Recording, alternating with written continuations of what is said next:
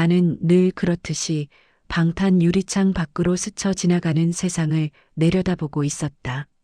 사람들은 내가 가진 모든 걸 부러워했지만 사실 나는 단 한 가지를 갖지 못했다. 오빠, 6살 때 사고로 떠난 형제. 사진 속에 미소만 남았고 그 이후 우리 집은 오빠 이야기를 금기처럼 숨겼다.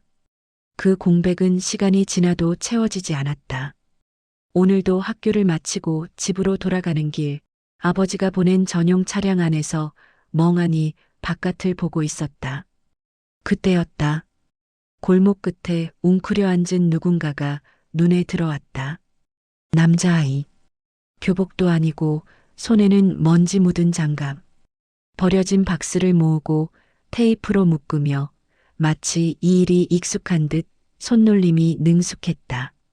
처음엔 그냥 스쳐 지나갈 장면이라 생각했다. 하지만 아이가 고개를 들고 빛을 받은 얼굴이 선명하게 드러나는 순간 나는 숨이 멎는 줄 알았다. 오빠였다. 죽은 오빠와 똑같은 얼굴이었다. 나는 반사적으로 창문을 내렸다. 내가 먼저 말을 꺼낸 것도 아니었다. 입술이 먼저 움직여 버렸다. 오빠? 아이의 눈이 크게 흔들렸다. 그는 테이프를 끊던 손을 떨며 멈추고 내 쪽을 바라보더니 한 발 뒤로 물러섰다. 저 아는 사람 아니에요. 목소리는 낮고 거칠었다. 하지만 그 떨림, 그 미묘한 공포의 표정, 나는 그걸 기억하고 있었다. 오빠가 무섭거나 당황스러울 때 지었던 표정과 똑같았다. 왜 하필 이런 골목에서, 왜 하필 박스를 줍고 있는 남자아이와 오빠가 이렇게 닮아 있을까? 나는 참지 못하고 차에서 내렸다. 경호원이 황급히 따라붙었지만 나는 손짓으로 막았다. 너 이름이 뭐야? 남자아이는 고개를 세게 저었다. 난 모르는 사람한테 이름 말하네. 말투는 거칠었지만 눈빛 깊숙이 두려움이 있었다. 나 때문이 아니라 마치 이 상황 자체를 두려워하는 것처럼 나는 한 발 더 다가갔다.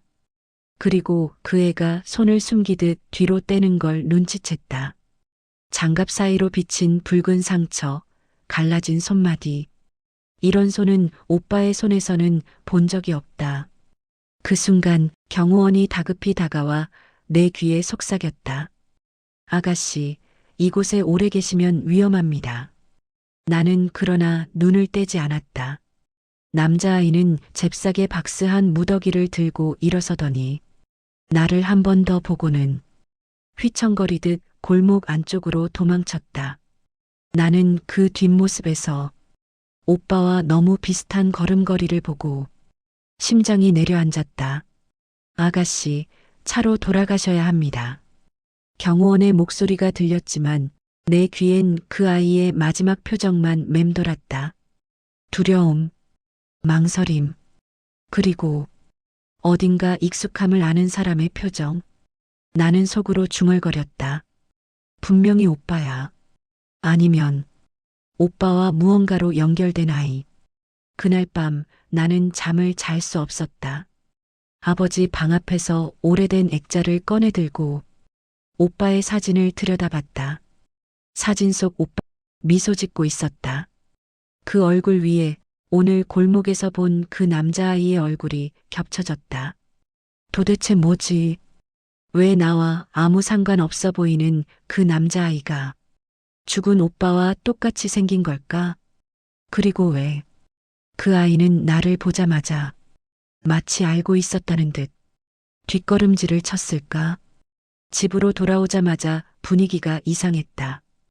현관 앞에 서 있던 하인이 나를 보자마자 어색하게 굳은 미소를 지었고 거실에서는 부모님과 경호팀장이 낮지 않은 목소리로 대화를 하고 있었다. 오늘 그 지역엔 왜 간 겁니까? 서아 양이 차에서 내렸다가 말도 안 되는 일입니다. 철저히 동선 관리하라 했잖습니까? 나는 일부러 아무렇지 않은 척 현관을 지나쳤다. 그들의 시선이 순식간에 내 쪽으로 쏠렸다. 서아야, 어디 다친 데는 없니? 아버지는 지나치게 빠르게 다가와 내 팔을 잡았다. 그 눈빛에는 걱정보다 두려움이 더 가까웠다. 아무 일도 없었어요. 그냥 박수 줍는 애 하나 봤을 뿐인데. 그 말이 떨어지는 순간 거실의 공기가 얼어붙었다. 하인도 경호팀장도 심지어 엄마마저 순간적으로 시선을 피했다. 나는 그 반응이 이상해서 더 깊게 찔렀다. 박수 줍는 남자애였어. 근데 얼굴이 말을 멈춘 내가 오히려 떨렸다. 오빠랑 똑같이 생겼어. 아버지의 표정이 무너졌다. 엄마는 입을 틀어막았다. 경호팀장은 숨을 들이마신 뒤 고개를 숙였다. 나는 그 모습이 도저히 이해되지 않았다. 왜 그래요? 나 이상한 말 한 거예요? 아버지는 한참 말을 잇지 못하다가 억지로 평정을 가장한 얼굴로 말했다. 서아야, 그 애와는 절대 연관 짓지 마라. 왜요? 그냥 내가 오해한 거야. 나는 인생에서 그냥이라는 말을 가장 많이 들은 사람이었다. 또 뭔가 숨기고 있다는 뜻이었다. 제가 직접 봤어요. 정확하게 오빠랑 똑같았어요. 그만. 아버지는 책상을 세게 내리쳤다. 엄마가 놀라 손수건을 떨어뜨렸다. 나는 더욱 혼란스러워졌다. 오빠에 대한 이야기를 하면 항상 이랬다. 누구도 말하지 않고 누구도 알려주지 않고 오히려 내가 틀렸다고 몰아붙였다. 제가 뭘 잘못한 거예요?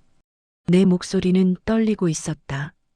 아버지는 고개를 돌리고 낮은 음성으로 말했다.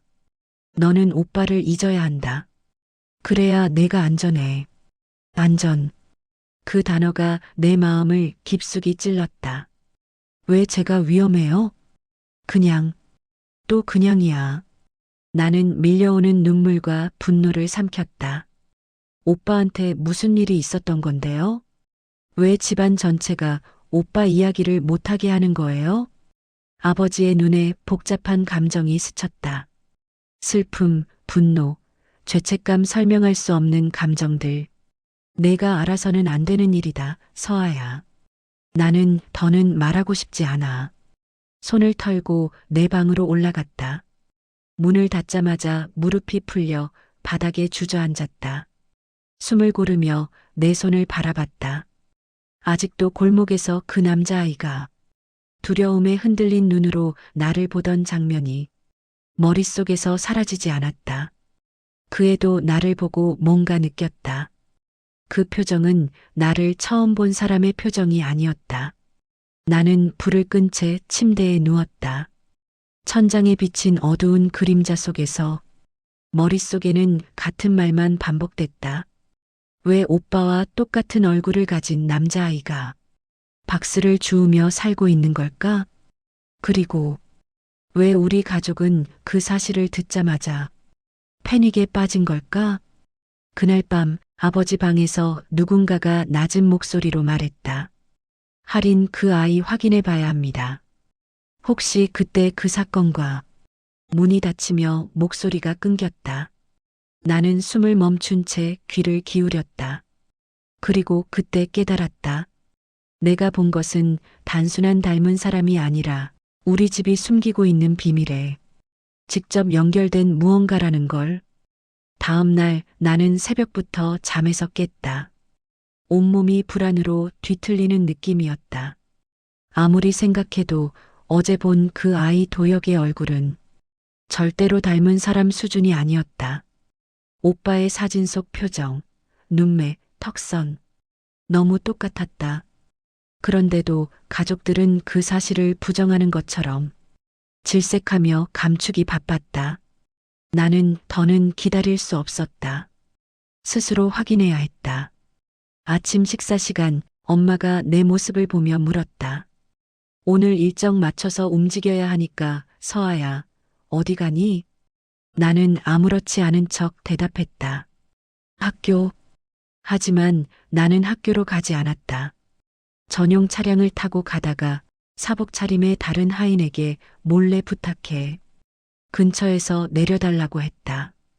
그리고 걸어서 골목으로 향했다. 내가 어제 그를 봤던 곳. 찬바람이 불며 먼지와 종이 조각들이 흩날렸다. 어제보다 더 음침해 보였다. 이런 곳에서 한 중학생이 혼자 박스를 주워 산다는 게 믿기지 않을 만큼. 그러다 멀리서 익숙한 실루엣이 눈에 들어왔다. 박스를 들고 엎드려 테이프를 묶고 있는 아이. 도혁이었다. 나는 한참을 말없이 그 모습을 지켜보았다. 손은 얇고 상처투성이었고 입술은 갈라져 있었다. 숨을 내쉴 때마다 하얀 입김이 퍼졌다. 그런데 그 순간 도혁이 고개를 들었다. 그리고 나를 보자마자 얼굴이 굳었다. 왜 또 왔어요? 그는 박스를 끌어안은 채 뒷걸음질 쳤다. 나는 조심스럽게 다가갔다. 너 나랑 얘기 좀 하자. 할 말 없어요. 우리 같은 사람 아니잖아요. 그 말은 내 가슴을 묘하게 찔렀다. 나는 반박할 수 없었다. 우리는 정말 너무 다른 세계에 살고 있었다. 하지만 나는 물러서지 않았다.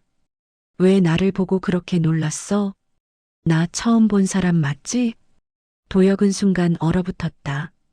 그 표정은 분명 뭔가를 숨기고 있는 사람의 표정이었다. 그냥 아무것도 아니에요. 아무것도 아닌 표정이 아니었는데 도혁은 대답하지 않았다. 대신 자신의 손을 소매로 감추듯 가리고 있었다. 얼마나 힘들게 살아왔는지 손만 봐도 알 수 있었다. 나는 한 발 더 다가갔다. 너 오빠 알았어? 그 말에 도혁의 얼굴이 눈에 띄게 일그러졌다. 그는 급하게 시선을 돌리고 박스를 챙겨 달아나려 했다. 잠깐만, 도혁아.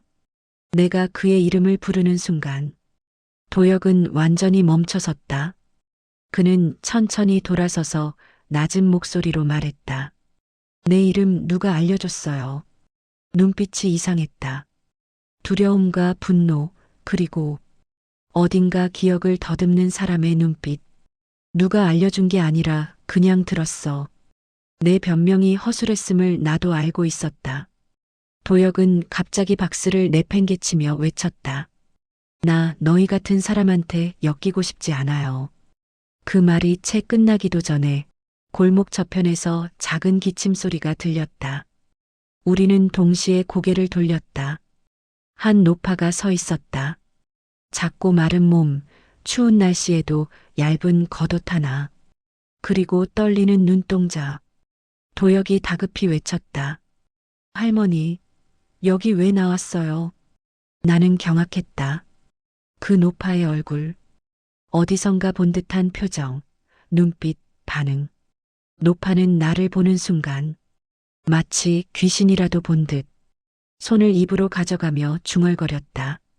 아, 안 돼, 아니야. 다시 나타나면 안 되는데. 그 떨리는 목소리, 그 절망 가득한 표정.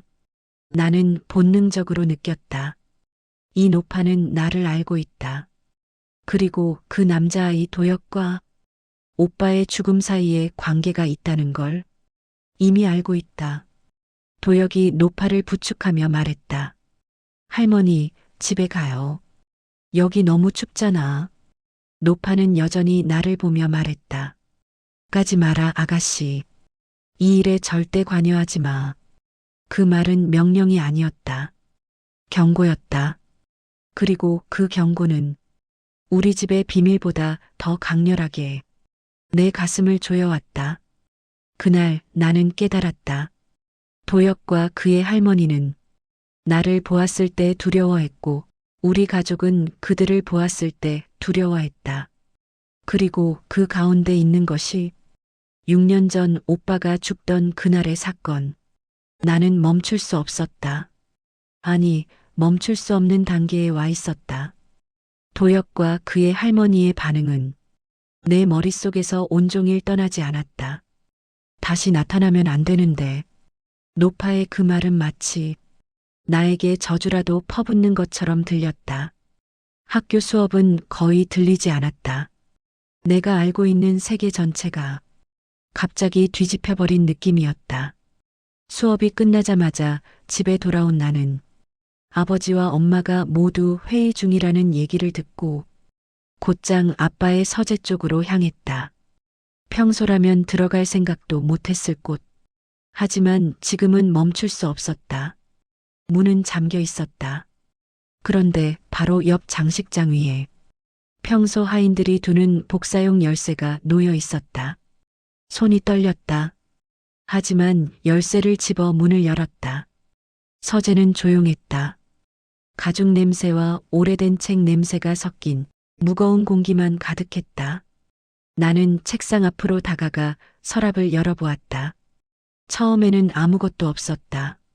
각종 서류, 명함함 계약서들. 그러다 가장 아래쪽 서랍에서 잠금 장치가 있는 얇은 철제 상자를 발견했다. 열쇠는 맞지 않았다. 하지만 책상 위에 놓여 있던 작은 번호키를 눌러보니 갑자기 딸깍 소리가 났다. 상자 안에는 사진 몇 장과 두꺼운 파일 하나. 나는 사진부터 꺼냈다. 첫 번째는 오빠 한서준. 6살 때 찍힌 사진. 평소 보던 그것과 다르지 않았다. 두 번째는 어제 본 그 아이 강도혁. 하지만 사진은 34살 정도로 보이는 시절이었다. 그 옆에는 임시 보호 조치라는 문구가 찍혀 있었다. 숨이 턱 막혔다. 도혁이? 왜 우리 집 서류에? 그리고 왜 보호 조치였을까? 나는 세 번째 사진을 꺼냈다. 그 사진은 내 심장을 완전히 얼려버렸다. 한서준 내 오빠, 강도혁 그 남아이. 두 아이가 같은 장소에서 함께 찍힌 사진이었다. 놀이터, 미끄럼틀함. 두 아이는 꼭 붙어 서 있었다. 옷도 비슷했다. 그리고 뒤쪽에는 날짜가 적혀 있었다. 6년 전, 사고 하루 전. 나는 손에서 사진을 떨어뜨릴 뻔했다. 숨이 거칠어지고 몸이 떨렸다. 둘이 같이 있었던 거야? 이 사실을 왜 지금까지 그 누구도 말하지 않았던 걸까? 나는 급하게 파일을 펼쳤다. 맨 앞장에는 굵은 글씨로 적혀 있었다. 6년 전 사고 관련 내부 보고서. 가슴이 미친 듯이 뛰기 시작했다. 첫 페이지는 운전자 진술, 경호팀 보고서, 사고 당시 목격자 기록. 하지만 모두 대강 읽기만 해도 이상했다. 목격자는 단 한 명도 없었다. CCTV가 있던 자리는 전날 고장이라고 기록돼 있었다. 사고 경위 설명은 지나치게 간단했다.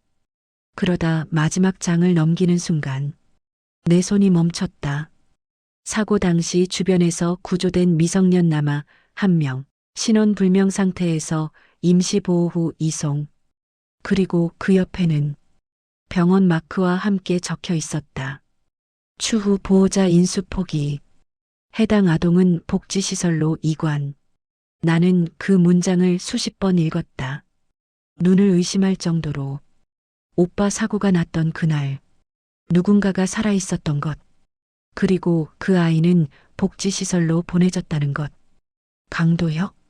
모든 연결점이 너무 맞아 떨어졌다. 나는 숨도 제대로 쉬지 못한 채 사진을 손에 쥔 채 그대로 서 있었다. 서아야. 갑자기 뒤에서 목소리가 들렸다. 나는 깜짝 놀라 뒤돌았다. 아버지가 서재 문을 잡고 서 있었다. 표정은 침착했지만 그 눈동자 깊은 곳에 공포가 있었다. 그 상자는 누구도 열어선 안 되는 거라고 했지. 나는 손에 쥔 사진을 꼭 쥐며 말했다. 도혁이, 그 아이가 왜 여기에 있어요? 오빠와 왜 같이 찍혀 있어요? 아버지의 입술이 떨렸다. 잠시 말문을 닫은 후 조용히 말했다. 너는 지금 되돌릴 수 없는 문을 열어버렸다. 그 말은 협박이 아니었다. 절망이었다. 아버지는 문을 닫지 않았다. 그저 서재 한가운데에서 나를 바라보았다. 숨을 쉴 때마다 가슴이 쪼여오는 듯한 침묵. 나는 손에 쥔 사진을 흔들며 물었다. 아빠, 이 아이가 왜 오빠랑 같이 찍혀 있었던 거예요? 왜 사고 보고서에 이름이 없어요? 왜 신원불명 아동이라는 말만 있어요? 아버지는 입술을 깨물었다. 한순간 그 표정은 부모가 아니라 두려움에 사로잡힌 사람의 얼굴이었다. 서아야, 너는 지금 아주 위험한 선을 넘은 거다. 위험한 건 저를 이렇게 속여온 아빠들이겠죠. 아버지의 얼굴이 굳었다. 하지만 곧 깊은 한숨을 내쉬었다. 그래. 어차피 이렇게 된 이상 조금은 말해야겠군. 그는 천천히 책상 뒤편에 서서 파일 속 장면들을 굽어보았다. 6년 전 너희 오빠와 함께 있던 그 아이. 그 아이가 바로. 나는 숨을 멈췄다. 아버지의 입에서 나온 말은 내가 상상한 어떤 것보다 충격적이었다. 너희 오빠를 마지막으로 본 사람이다. 머릿속이 새하얘졌다. 나는 흔들리는 목소리로 물었다. 마지막으로 봤다니. 그럼 그 아이가 오빠 사고를? 아니다. 아버지는 급하게 고개를 저었다. 그 아이는 범인이 아니다. 잠시 멈춰 숨을 골랐다. 하지만 그날 무슨 일이 있었는지 알고 있는 건 그 아이뿐이다. 나는 벽에 기대며 숨을 쉴 수가 없었다. 그럼 왜 신고하지 않았어요? 왜 그 아이를 찾지 않았어요? 왜 그 아이를 시설로 보내버린 거예요? 그 질문에 아버지의 얼굴이 완전히 무너졌다. 보고서가 조작된 거야. 네. 우리는 그 아이를 찾으려 했다. 하지만 누군가가 너희 오빠 사건을 사고사로 만들고 싶어 했지. 나는 믿을 수 없었다. 누군가 오빠 죽음을 덮으려 했다는 말이었다. 그 아이는 증인이었어. 그래서 사라졌다. 심장이 크게 내려앉았다. 아버지의 눈빛이 깊은 어둠을 떨치지 못한 채 떨렸다. 그리고 그 아이가 너를 보고 도망친 이유는 너희 오빠의 마지막 순간을 떠올렸기 때문이겠지. 나는 머리를 감싸쥐었다. 도혁의 그 떨리는 눈빛, 도망치는 뒷모습, 그리고 그의 할머니의 공포. 이 모든 것이 연결되었다. 그럼 왜 이제 와서야 제가 그 아이를 만난 거예요? 아버지는 한참을 침묵하다가 말했다. 서아야, 이번에 내가 본 그 아이, 그 아이가 정말 강도혁이 맞는지도 우리는 확신할 수 없다. 무슨 말이에요? 누군가가 그 아이의 기록을 조작해 전혀 다른 사람으로 살게 했을 수도 있다. 나는 더는 참을 수 없었다. 숨이 막혀왔다. 아빠는 그럼 그 아이가 오빠 사고와 얽힌 걸 알고도 지금까지 아무것도 안 했던 거예요? 아버지는 눈을 감았다. 우리는 찾으려 했다. 하지만 누군가가 그 아이를 다시 나타나게 하지 말라며 계속 압박했다. 누가요? 아버지는 대답하지 않았다. 침묵. 그리고 서재 밖의 정적. 나는 그 침묵이 어떤 이름보다 더 무서웠다. 그 순간 아버지가 천천히 말했다. 서아야, 너는 이제 그 아이를 만나면 안 된다. 나는 사진을 꽉 쥐었다. 오빠와 도혁이 함께 찍힌 사진. 6년 전 사고 하루 전. 아니요. 나는 고개를 저었다. 오히려 이제부터 그 아이를 더 찾아야죠. 아버지는 단호한 목소리로 말했다. 서아, 나는 서재 문을 가만히 열고 뒤돌아보지 않았다. 오빠의 죽음이 사고가 아니었다는 건 알겠어요. 내 목소리는 떨리지만 결심은 분명했다. 그리고 그 진실을 알고 있는 사람은 그 아이밖에 없어요. 아버지가 다급히 다가오려는 순간 나는 서재에서 뛰쳐나갔다. 복도를 지나며 오빠 사진이 걸린 액자가 잠시 눈에 들어왔다. 사진 속 오빠의 환한 표정, 그리고 어제 골목에서 본 도혁의 얼굴이 그 위에 겹쳐졌다. 나는 세차게 숨을 몰아쉬며 외투를 집어들고 대문으로 향했다. 이제는 내가 그 아이를 찾아갈 차례였다. 나는 집 밖으로 뛰쳐나오자마자 숨을 몰아쉬며 골목 방향으로 달렸다. 비가 막 내리기 시작했지만 멈출 수 없었다. 내 마음속에서 어떤 문이 열려버렸고 그 문을 닫을 수 있는 사람은 오직 도혁뿐이었다. 골목에 도착하자 어제보다 더 적막했고 박스더미는 비에 젖어 축 늘어져 있었다. 나는 골목 깊숙이 걸어 들어갔다. 발바닥에 물이 스며들고 머리카락에서 빗물이 뚝뚝 떨어졌지만 지금은 아무것도 상관없었다. 그러다 어둠 속에서 누군가의 그림자가 움직였다. 도혁아. 그림자가 멈췄다. 잠시 후 그 애가 모습을 드러냈다. 비에 젖은 머리, 축 처진 어깨, 하지만 눈빛만큼은 어제보다 더 날카롭고 경계심에 차 있었다. 왜 또 왔어요? 나는 천천히 다가갔다. 너랑 얘기를 해야 해. 도혁은 고개를 저었다. 이제 아무것도 말 못해요. 나도 할머니도 말하면 안 되는 거니까. 그 말이 오히려 나를 자극했다. 숨이 더 거칠어졌다. 너, 오빠를 마지막으로 본 사람 맞지? 도혁의 표정이 순간 일그러졌다. 그 눈 안에서 숨기고 있던 감정이 흔들렸다. 그 말 어디서 들었어요? 상자에서 봤어. 나는 사진을 꺼내 그에게 보여주었다. 오빠와 도혁이 함께 찍힌 사진. 사고 하루 전 날짜. 도혁의 손이 떨렸다. 그는 사진을 손끝으로 스치듯 바라보다가 숨을 깊게 들이쉬었다. 그래요. 그의 목소리는 거의 누그러진 속삭임이었다. 저 그날 오빠랑 같이 있었어요. 나는 심장이 멈추는 것 같았다. 그럼 오빠 사고를. 아니에요.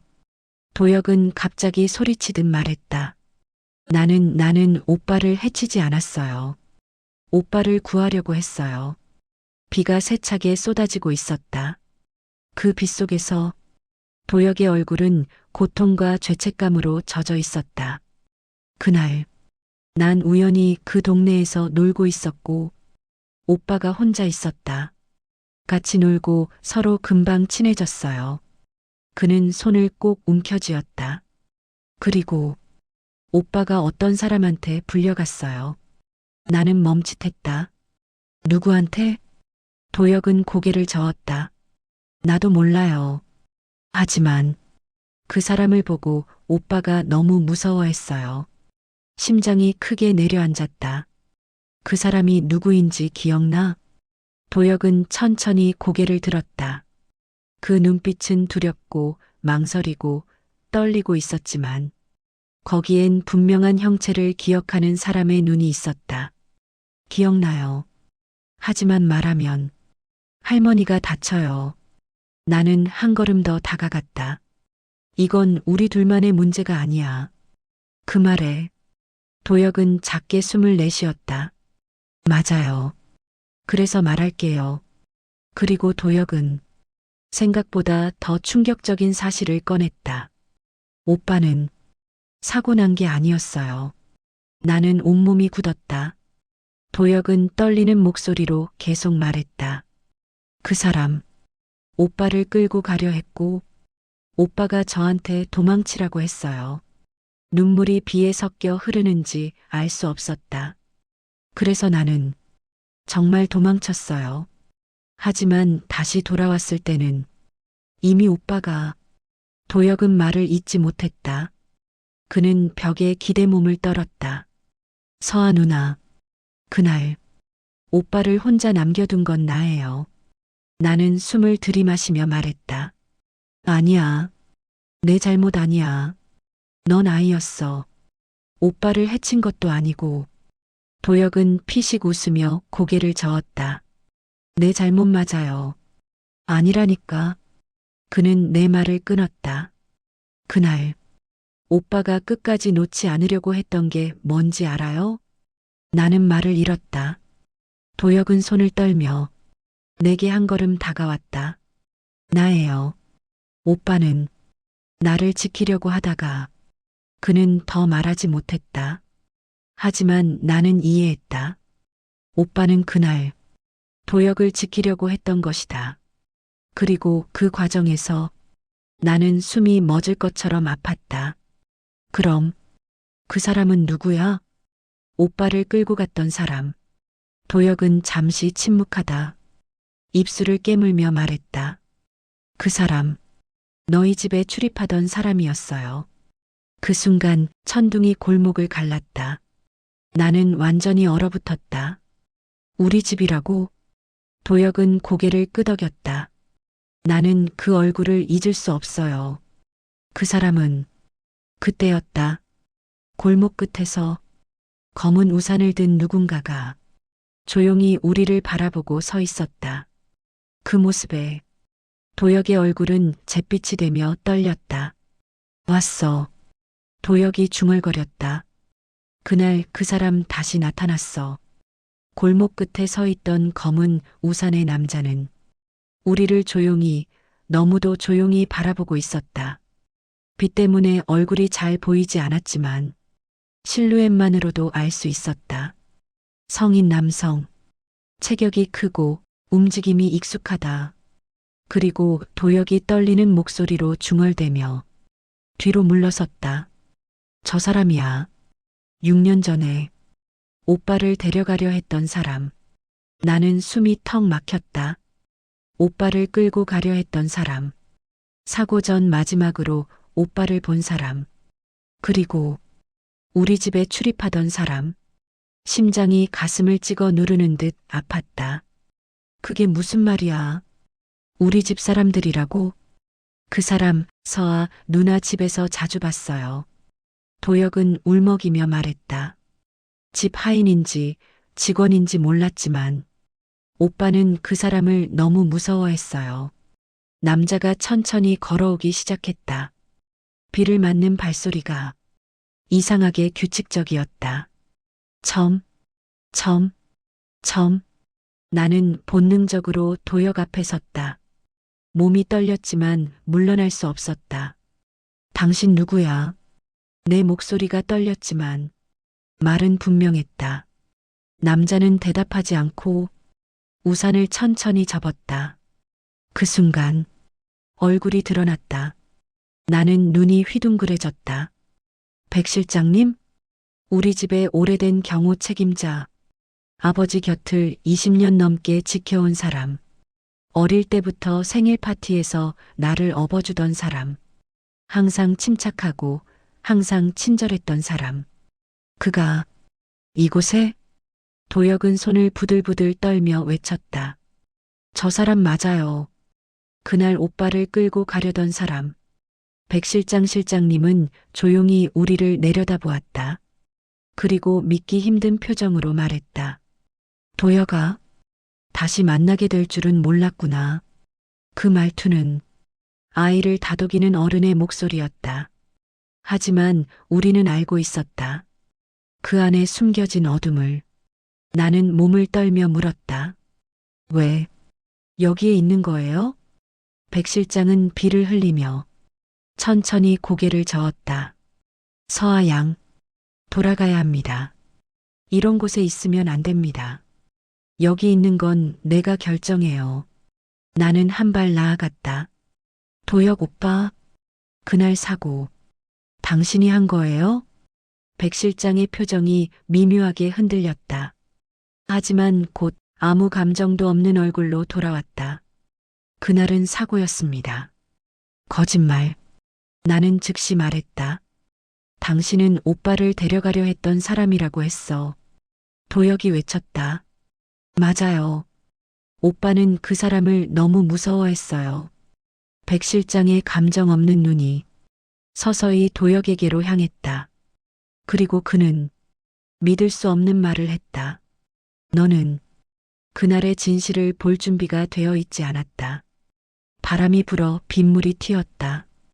골목의 냄새가 더 짙어졌다. 나는 비명을 지를 듯 말했다. 대체 오빠한테 무슨 짓을 한 거예요? 백 실장의 얼굴에 서늘한 그림자가 드리워졌다. 서준구는 내 오빠는 그는 말을 멈추고 스스로에게도 고통스러운 듯 한번 크게 숨을 들이켰다. 누군가에게 잡혀갈 상황을 미리 알고 있었어.